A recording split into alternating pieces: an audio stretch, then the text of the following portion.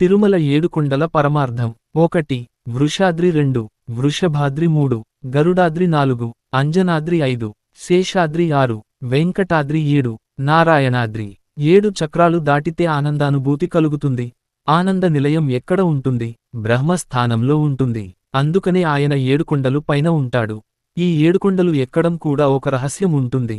ఆ 7 కొండలు సాలగ్రామాలే. ఆ 7 కొండలు మహర్షులే. అక్కడి చెట్లు, పుట్టలు, పక్షులు ఏవైనా మహర్షుల అంశలే.